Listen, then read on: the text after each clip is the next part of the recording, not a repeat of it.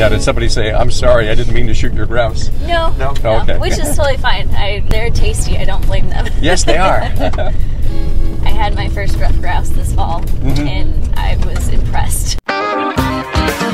This is Bob Duchesne's Wild Maine on Sports Radio 92.9 The Ticket. This autumn, many upland game bird hunters will go into the woods looking for ruffed grouse, one of Maine's most popular game birds. Many of those hunters will be successful. A few of those hunters are in for a big surprise. Some of those birds will have radio collars. The Maine Department of Inland Fisheries and Wildlife is charged with making sure that game species are protected and harvesting limits are sustainable. To do that, they've joined forces with the University of Maine graduate students to study reproduction rates and habitat use. A few days ago, I went out on the study to see just how many grouse we could find in one morning. If we can know what's going on here, we can get a better idea of population numbers more accurately across the state. And to be honest, I'm pretty good at finding grouse. Bob Duchesne's Wild Maine is brought to you by Hammond Lumber, Dysarts, EBS, Doors Equipment, and Napa Auto Parts.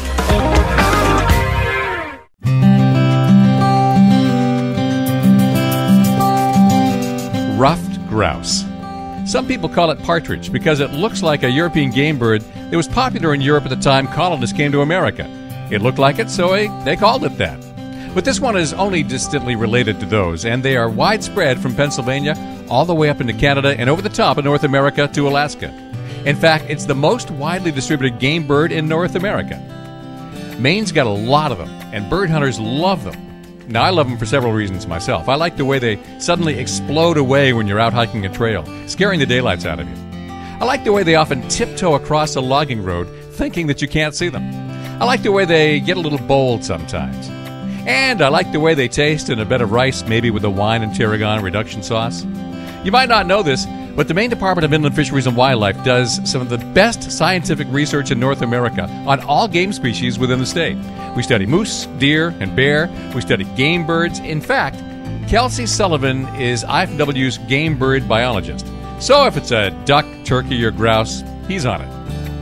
From the state side of things, Kelsey is directing grouse studies right now at Fry Mountain in Waldo County, on the Stud Mill Road east of Milford, and another location farther up north. Today, I am paired up with Samantha Davis.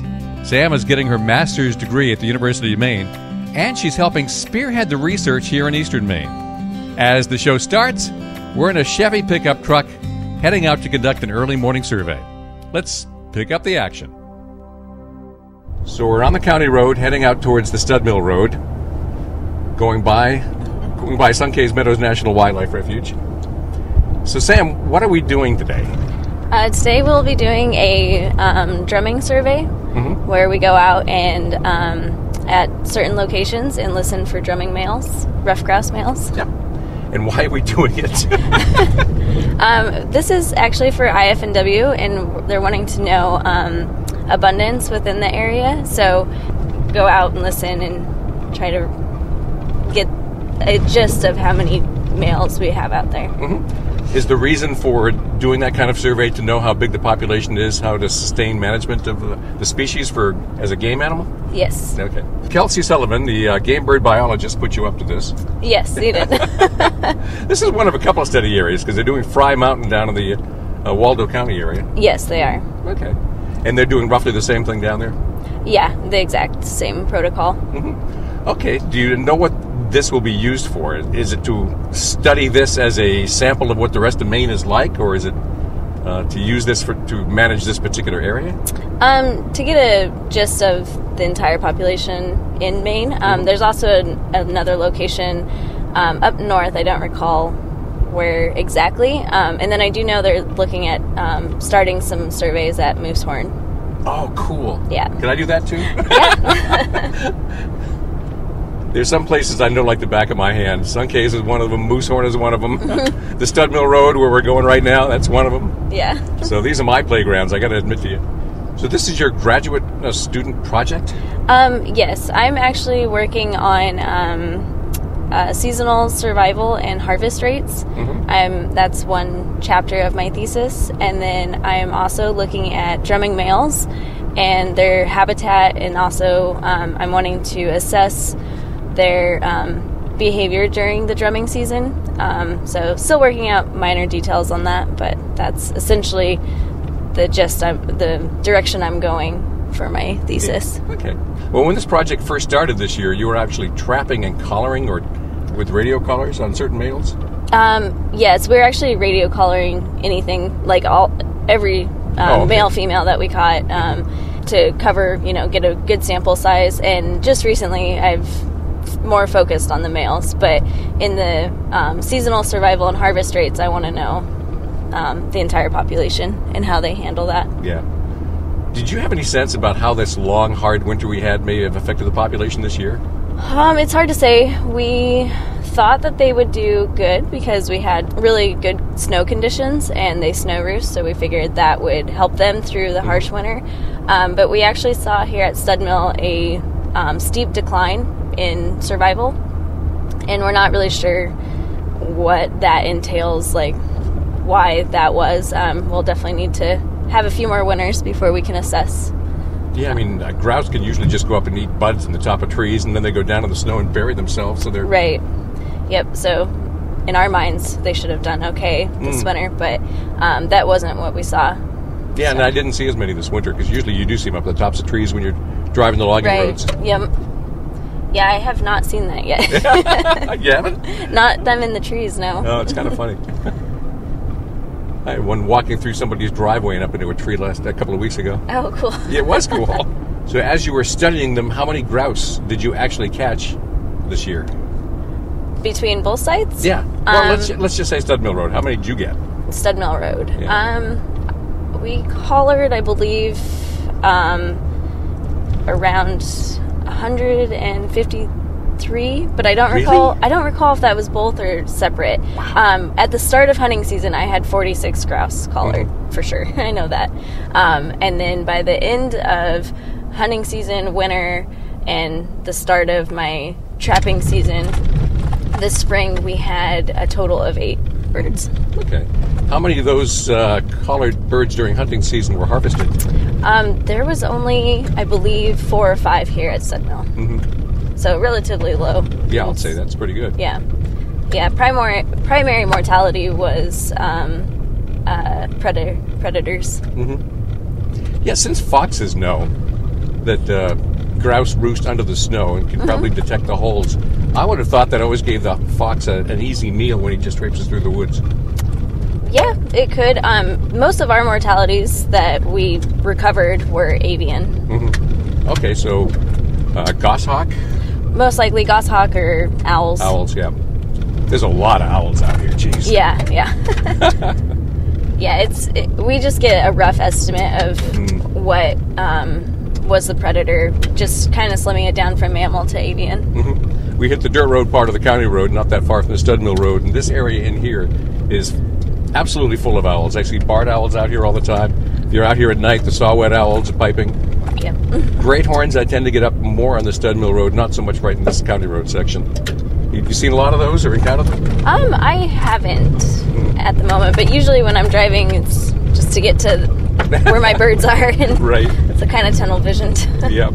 So exactly what is your thesis going to be about? Or is that changing all the time?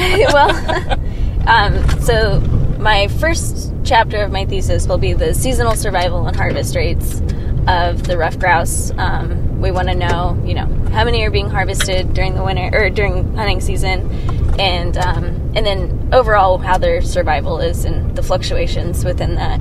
And that's to help assess the population and future management goals to keep it healthy for hunting and whatnot.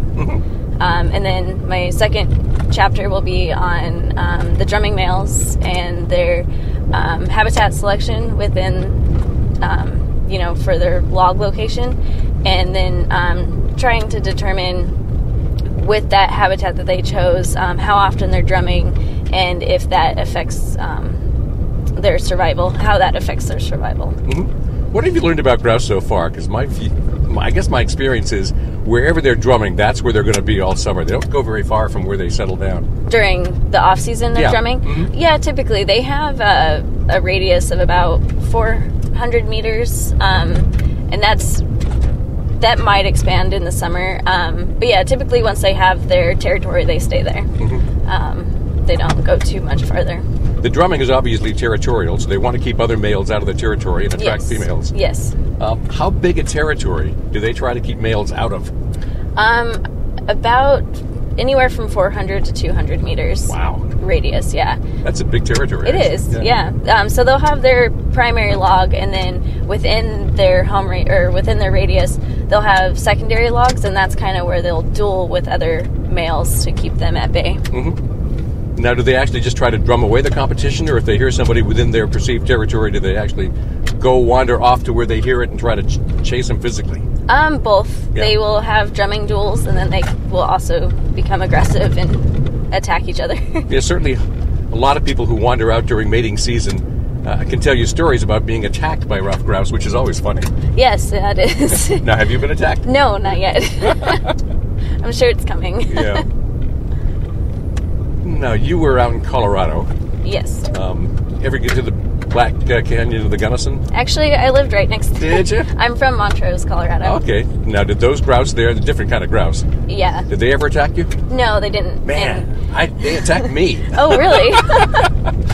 The Gunnison sage grouse, or the one up in the mountain there. That is. Okay. Yeah. What is that? I think it's the dusky grouse. Yeah, dusky grouse. Dusky. Yeah. Yep. Yeah, I was out there in April last year. We see one by the side of the road. I get out, and he immediately looks at me and says, "Male in my territory." He's going down, and he walked right up to me and started pecking at my leg. Oh, wow. And I walked away, and he followed me, and he started pecking again. I ran away, and he ran after me. We actually sent the car ahead, and I ran to it so I could get in and run. That's hilarious. It was, although kind of nuts. Yeah. And everybody I was with, of course, is laughing. So ruffed grouse get feisty too sometimes. Yes.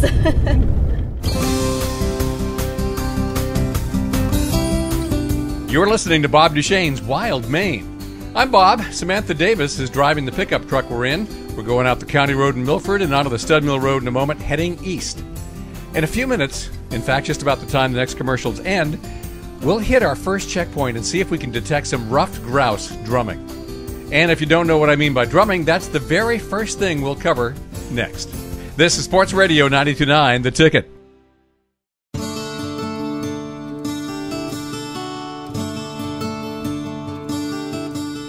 This is Bob Duchesne's Wild Maine on Sports Radio 92.9, The Ticket. Today's show is in the woods. I'm joined by a University of Maine wildlife grad student, Samantha Davis. Sam is helping direct a project for the Maine Department of Inland Fisheries and Wildlife. We want to get a better idea how many grouse we have, how good the habitat is, and how the grouse use it. We want a better idea of how many grouse survive predators, hunters, and winter. And we're doing all that by trapping and radio collaring some, and doing what Sam and I are doing right now. Sam has marked out a 7-mile route out these logging roads. We'll stop every half mile and listen for grouse drumming. The ruffed grouse is unusual because its mating display does not involve its vocal abilities. It doesn't sing, doesn't call. Instead, it perches up on a favorite log and beats its wings in a way that traps air and creates a booming sound. The faster he flutters, the faster the drum. It starts slowly and speeds up. He'll keep doing this for about a month, staying in his favorite spot and drumming to attract females and keep away other males. Now listen carefully. Here is what the drumming sounds like.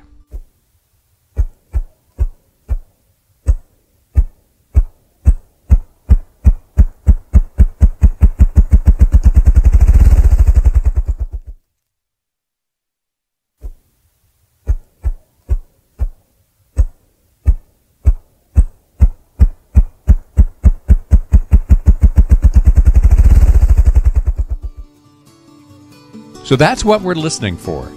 It's just after daybreak. The sun isn't even above the short trees along the Stud Mill Road in this section. As always, this time of year, there are lots and lots of other birds singing, also trying to attract a mate and repel rivals. We came up empty at our first checkpoint, but at our second stop, we had a grouse drumming pretty close by. So that was stop number 2, 1 grouse. Yes. And then a whole bunch of warblers singing, and winter wren's close, and woodpeckers are still going off this morning. Yeah. Sapsuckers seem to be everywhere. Yeah. Somebody, when they developed this protocol, must have said 5 minutes is the proper time to wait. Yep.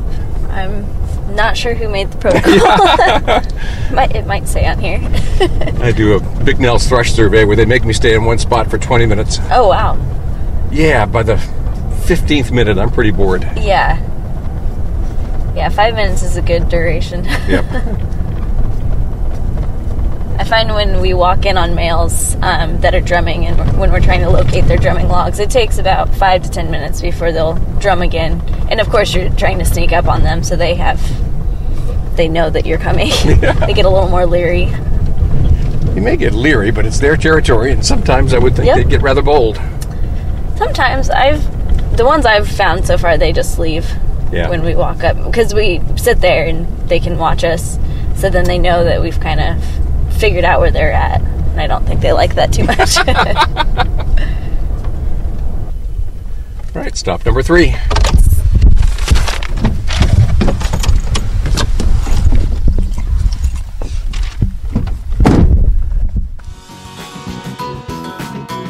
Every stop is the same. We stand in the middle of the logging road, on opposite ends of the truck, listening carefully and quietly. No words. We're straining to hear a grouse drum anywhere within earshot. At the end of 5 minutes, Sam writes down her notes on each stop. Not a one.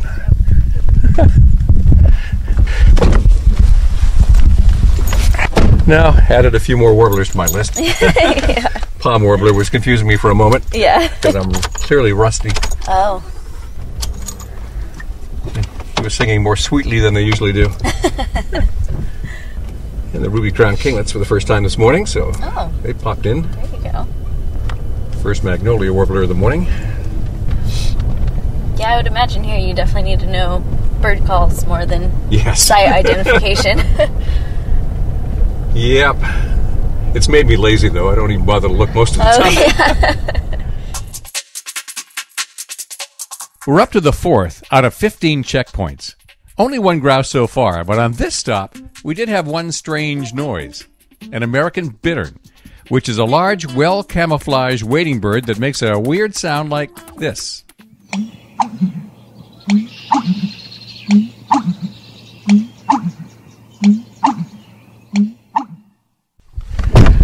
Another grouse-free zone.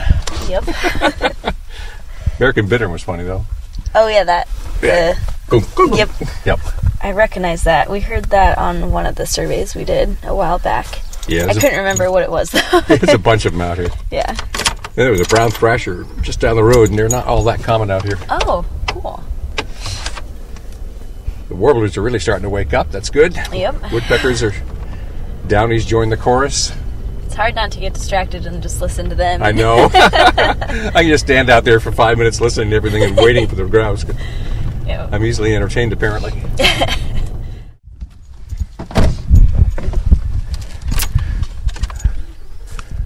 Well, we've got grouse 1 out of 5 times so far. Is that normal? Yeah. Yeah. Especially right in here. I mean, we go about 7 miles in, so... yesterday they were drumming like crazy, so hopefully that's the same for today. Yeah, today started a little cool, and the bird chorus seems to be a little slow starting this morning, but yeah, it's picking up. I have never been down this road. Which one's this? This is Duchesne Pond Road. Oh, okay. This is where I do a lot of my work.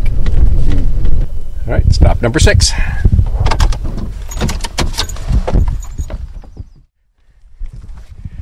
First blue-headed vireo of the morning. Oh, nice. They're awfully common out here, too. Oh, okay. And yet another American bittern. If that was a game bird, we'd eat well. Yeah, definitely. There's so many out along the Stud Mill Road. Yeah.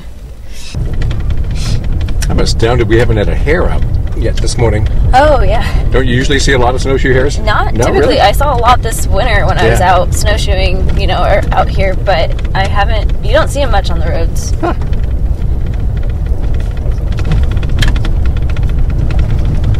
Boy, most of the logging roads in Maine, they just scatter out of your way all morning. Yeah.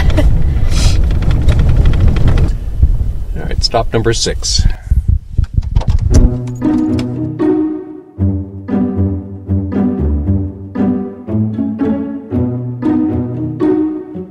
Bob Duchesne's Wild Maine is out of the wild today. If you've just joined us, I'm in the middle of a survey to determine how many ruffed grouse are along a 7-mile stretch of the logging roads east of Milford. UMO grad student Samantha Davis is driving the pickup, and we're stopping every half mile to see if we hear grouse drumming, which is what they do to attract mates and ward off rivals. According to the Maine Department of Inland Fisheries and Wildlife, Maine's grouse were first a source of food for Native Americans and then early settlers. Then they became the quarry of market hunters, and now they're the #1 game bird in Maine. The first laws to protect grouse in Maine were enacted in 1882, when laws governing market hunting began to be enacted. During the early 1900s, the season was approximately 10 weeks long, with a 15-bird daily bag limit. By 1920, the season had been reduced to 8 weeks with a 5-bird limit. Further reductions in season length occurred in the 1930s to approximately our present-day laws, providing a 6-week season with a daily limit of 4 birds. In a moment, we'll continue our survey and learn more about Maine's #1 game bird. This is Sports Radio 92.9, The Ticket.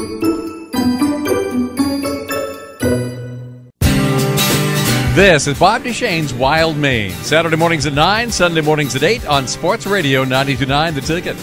Today, we're hunting grouse, Maine's #1 game bird. But we're just listening. This time of year, males try to attract mates by hopping up in a log and beating their wings to make a drumming sound. You can hear it quite some distance, and by doing counts of the drums you hear, you can get a sense of just how many grouse are in the woods. I'm out on a survey this morning with Samantha Davis, who is working on her master's degree at the University of Maine. Let's rejoin the action. I find that one of the things I like most about grouse surveys is that I don't have to actually pay any attention. Yeah. When they drum, it sort of hits you in the gut. Yeah. Yeah, there's some of those really faint ones that are at the edge of your hearing that are a little hard. Sometimes I imagine I'm hearing. It's such a deep, booming thing that I really feel them more often than I see them or hear them. Yeah, the very first drummer I heard, I more felt it. I was with my supervisor, and he's like, "Yeah, did you hear that?" I was like, "Is it weird to say I felt that?" Exactly. That? Oh, yeah. So I can pay attention to everything else and not have to worry. Yep. So you are finding females on nests already?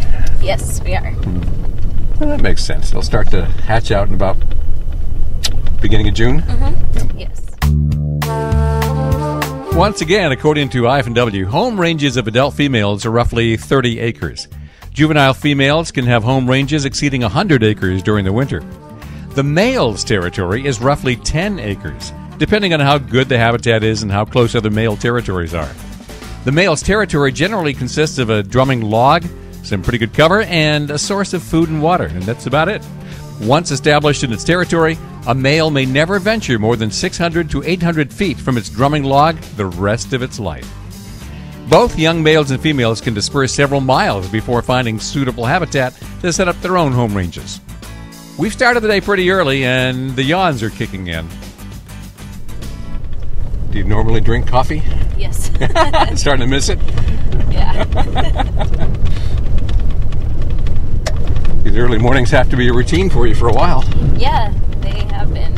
It'll be nice to be over with the early mornings. Yeah, I bet. When do you finish up this part of the survey? We'll stop doing the early mornings as soon as drumming season's over. Yeah. That goes for a little while longer. Yeah, it'll go until about the beginning of June. Yeah.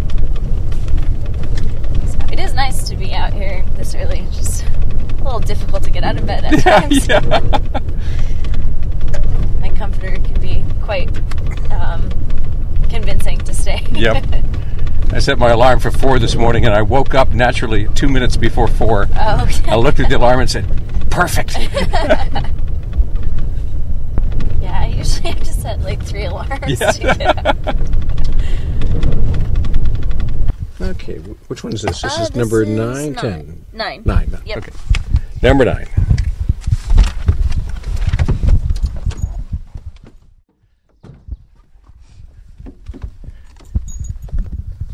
Yeah, much of this area looks like it was clear cut about, 20 years ago. Yeah, something like that. Yeah, I'd say 20 to 30. Yeah, so it's regenerated nicely for grouse. Yes. I was sure we'd have one. Yeah.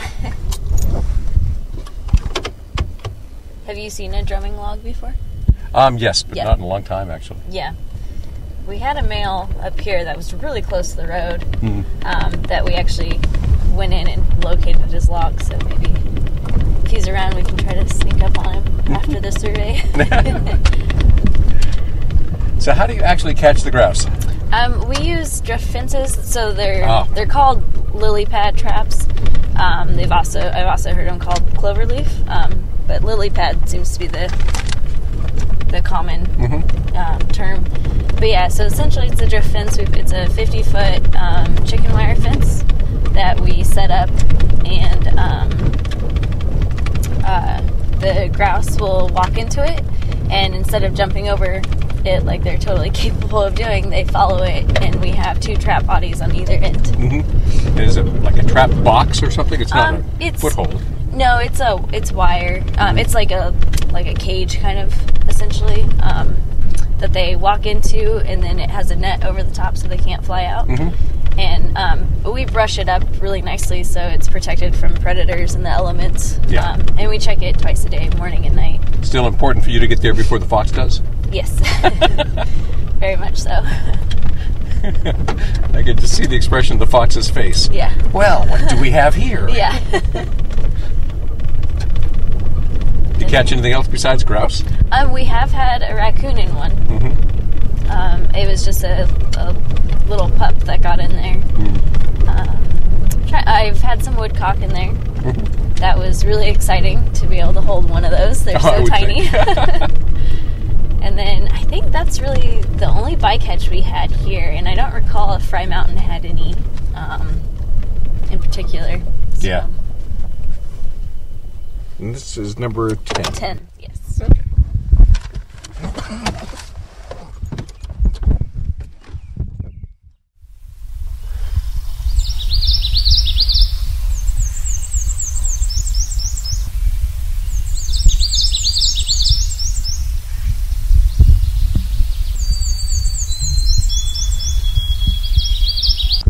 Any luck?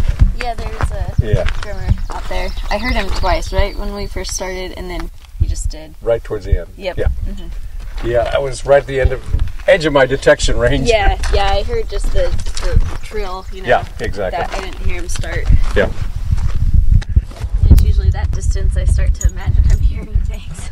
Yeah, that's what happened to me. I heard it the first time and said, I'm not sure that was. Yeah. And then the second time I said, well, maybe it was. Yeah.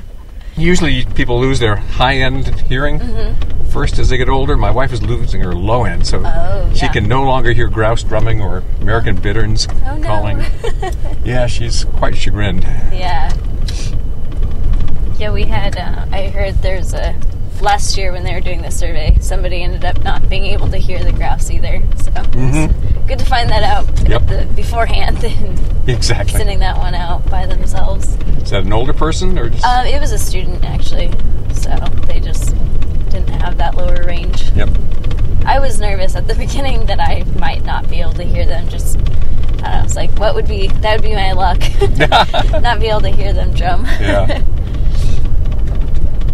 Yeah, the first day I went out, it was kind of windy, so it was really hard to detect them. Oh yeah. And our supervisor's like, "Oh, I heard one." I was like, "I didn't hear anything." So I was a little worried there for a minute. Yeah. First black flies of the morning starting to come out a little bit. Yep. Just the males, they won't bite. Yeah, I was going to say, I haven't been bitten yet. Yeah. Is it going to come here soon? Yes. It always starts around Mother's Day weekend. It was a late winter, so we're a few days later. Yeah.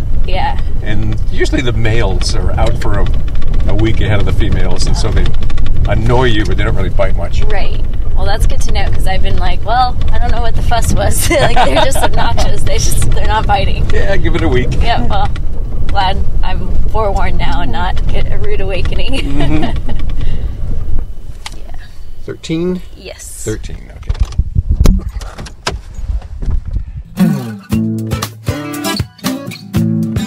You're listening to Bob Duchesne's Wild Maine.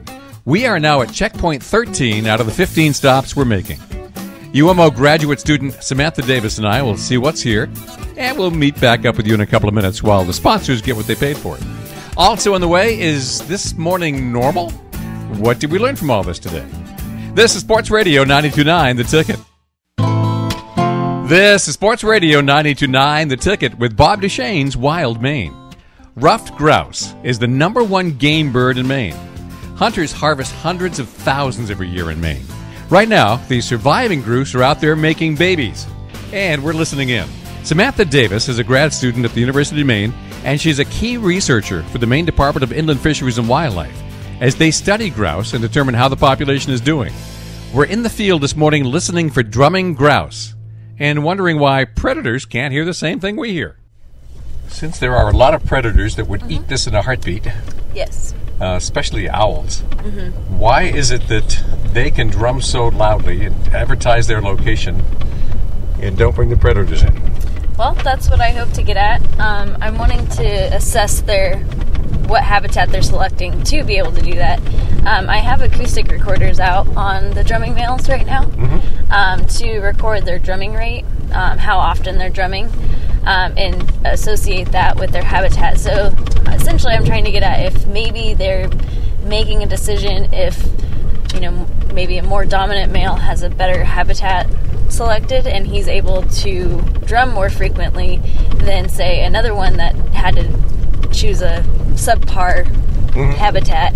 And if he's making that decision, like, should I maybe only drum once or twice and stay quiet the rest of the time to survive, or do they just, not care and drum and hopefully, and then maybe, not make it? Yeah. So, yeah, that's definitely a question we had, because it's definitely an attractant. Projecting yourself out like that, so. Yep. I seem to remember, and I have to go look this up again, that the drumming is just too low for owls to hear. Oh, okay. I haven't ran across that, but I didn't look into that either. Yeah, I could be completely wrong, too. Oops. Certainly owls have hearing that would hear a high-pitched squeak out of them. Right, yes. So it makes sense to me, I guess, that they may not be able to hear in the lower ranges where the grouse are drumming. Yep.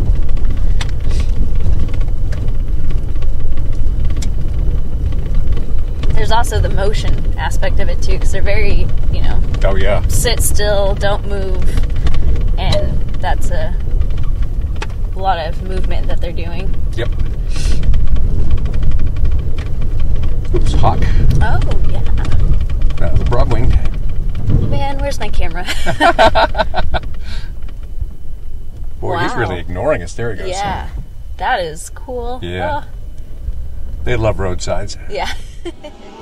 The broad-winged hawk is common in Maine. It's probably the one you see most often, especially if you're driving along logging roads. They sit on wires more than other hawks, too. Back to business. We just heard another ruffed grouse. You probably heard that one in about the first minute? Yeah. Yeah, exactly. Okay. Yeah. And then I imagined hearing him one more time. Right. But But I also think it wasn't him. yeah. I think it was just the one time. It always surprises me when I get one drumming in the dead of summer or even in the fall. Yeah. It's like, what's up with you? Yeah. I had a saw-whet owl going off at noon once. Oh, wow. That was weird. Those are the cutest things. They are. I got to help out with a project this fall, helping banding them, misnetting and banding. The first wildlife job I ever had was working with burrowing owls. Oh, So they're they cute. have a special place in my heart. I would think so. Yeah. But yeah, the saw-whets are just, they're so adorable. Yeah, and both those and the burrowing owls are so tame. Yeah. The burrowing owls can get a little aggressive during, when their chicks hatch. I had a couple swoop down at me whenever I was going to check traps. Really? Ooh. Yeah. It's at night, it's a little, they're definitely intimidating. Yeah. We would put trail cameras out on the nests, and it was so fun to watch those chicks come out and explore the world. We've now finished our 15 checkpoints, which is good because the black flies are starting to get thick out here. And that's not the only wildlife that's picking up. So ahead of us, there we have a couple of moose.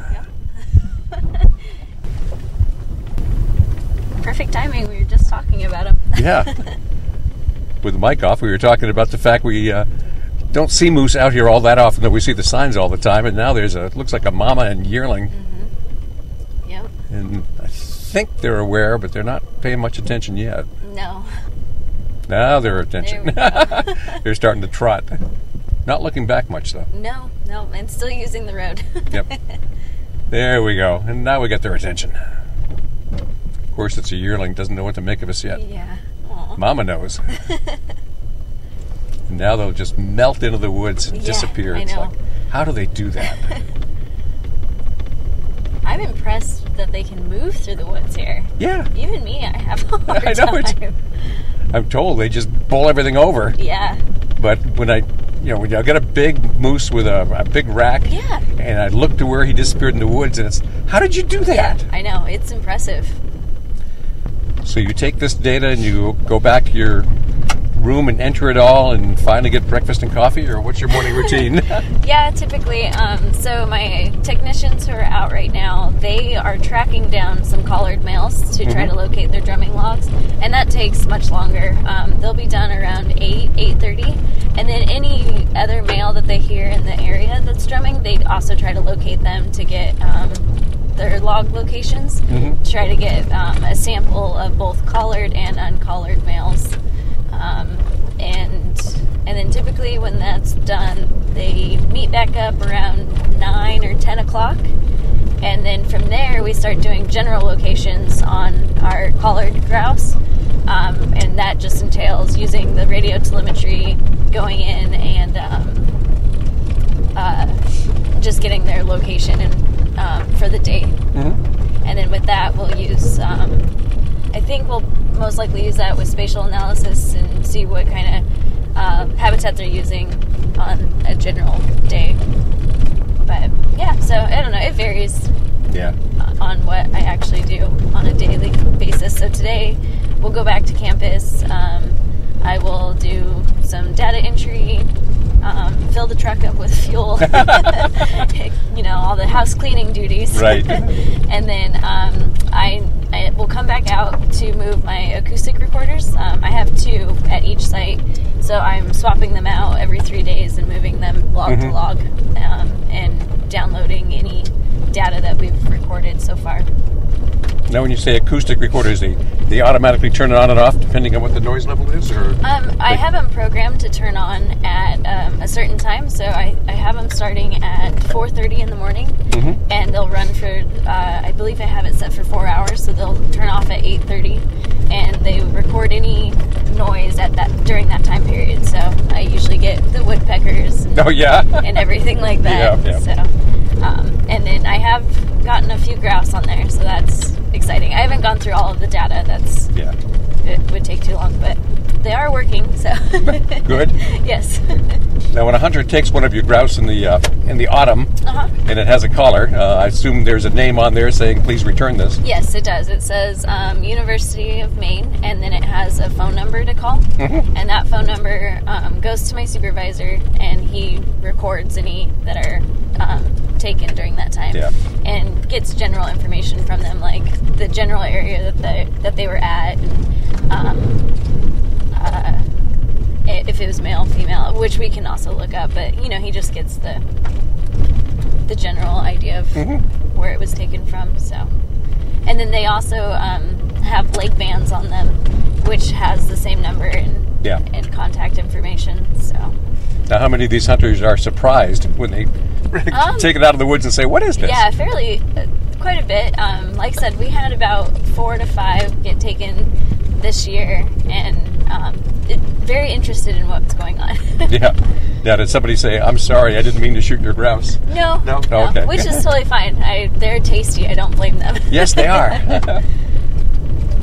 I had my first ruffed grouse this fall, and I was impressed. Yep. I typically do big game hunting. I've never bird hunted, so I might entertain the idea. Great blue heron sitting in the treetop over there. Oh, yes. Oh my gosh. I really needed my camera today. Man. Yeah. Oh, there's another one. And a third. Wow. I wonder if there's a rookery there. Huh. Definitely looks goofy on top of the tree.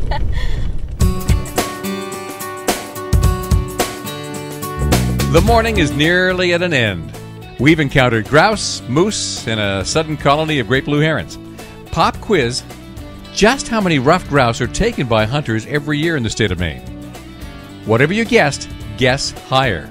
Frankly, I can't believe the number. That will be revealed when Bob Duchesne's Wild Maine returns on Sports Radio 92.9 The Ticket.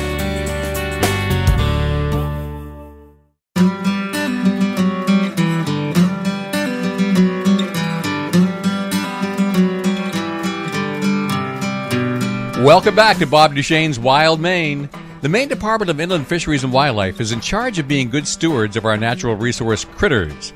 This morning, I'm participating in a study to figure out how many ruffed grouse we have, how they're used in the forest, how they're affected by predators and hunters and seasons, and especially how they reproduce. It's a good thing to know because we shoot a lot of them. The earliest records of estimated ruffed grouse harvests were compiled in the mid-1950s, when it was estimated to be about 200,000 grouse per year. Beginning in the early 70s, we were up to 335,000 per season. By 1981, the reported harvest was 658,000. In the early 80s, survey data estimated 100,000 hunters harvested over 500,000 grouse each year. We probably have between 1.5 and 2 million grouse in the woods. Let's wrap things up with our researcher this morning, Samantha Davis.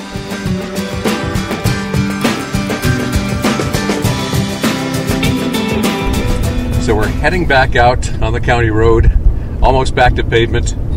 Was this a normal morning?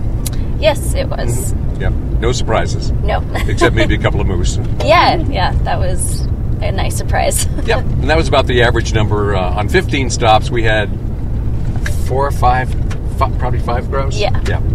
Yep. So that's a third of the stops. Yeah. Yeah, that's pretty typical. I would say yesterday we had maybe 7, and that was on the high end. Yeah. From what I've seen, that's only the third survey I've done. Mm-hmm. So. And in many of those stops, if we'd stayed longer than 5 minutes, there's a good chance we probably would have picked up some more. Potentially, yeah. Because it's really up to them to determine when they're going to drum. Yeah, it is. I'm thinking, what did I learn from this morning? Oh, yeah. And I'm not sure. Yeah. You know, I encounter grouse regularly enough, so I certainly didn't get any surprises. Right, yeah. You're going to be doing surveys again in August. Yes, we'll be trapping then in August. So. And that'll be more collaring? Yes, it will be. So we start at we start at the beginning of August, and we try to target the broods, and we try to get it right to where the chicks are old enough and heavy enough to carry the collars. Yep. Because collars have to be less than 3% of their body weight. Yes. And so we target that area, and then it's also in September the natal dispersal starts, and our trapping rates tend to increase exponentially during that time, and it gets exciting. Yeah, I bet. There was one night last fall where we had 7 grouse in one night, which was a very productive night. So in August, you're really studying the family group itself, and then after they've dispersed, then you start to trap individuals. Yes. When you get a family, typically how many survive into August? It's pretty variable. And it's hard. It's also, whenever I first started, we had just put traps out, so I hadn't actually been following them.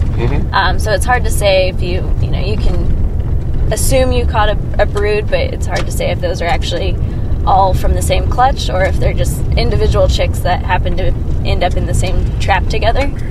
But yeah, usually in August through September, there's a pretty high mortality rate with the juveniles dispersing. They're exposed and also new to the environment.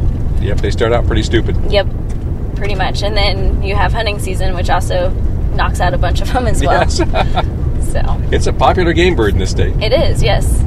When I go up into the Northwoods, you don't see as many deer hunters because there aren't as many deer as there once were, but right. Bird hunters, I'd say, have increased. Yeah. I would say coming from the west over here, bird hunting is the primary species, to where I'm used to more like large game is the main hunted species. Yeah. We have so many different large game animals in the West. We've got bear, moose, and deer. Yep. And turkeys, if you want to count them. Yeah, they are pretty large. Yeah. Speaking of which, I mean, you must encounter turkeys out here regularly. Yes, we do. We didn't see any this morning, No, but we this haven't. area's full of them. Yeah. Typically seems like as soon as Stud Mill Road opens up in the spring, all the turkeys disappear. Yeah. They know it's hunting season. Exactly, they do. But yeah, when it was closed in April, there was turkeys everywhere. Yep. And now they have slowly disappeared. For a dumb bird, they sure are smart. They are. This has been Bob Duchesne's Wild Maine. My thanks to Samantha Davis for letting me tag along in her survey this morning. And thanks to IFNW's Kelsey Sullivan, who's the guy most responsible now for making sure we sustain the resource. This show and previous shows are on the website at 929theticket.com. It's brought to you by Hammond Lumber, Dice Arts, EBS, Doors Equipment, and Napa Auto Parts. Join me again next Saturday morning at 9 or Sunday morning at 8. This is Sports Radio 929 The Ticket.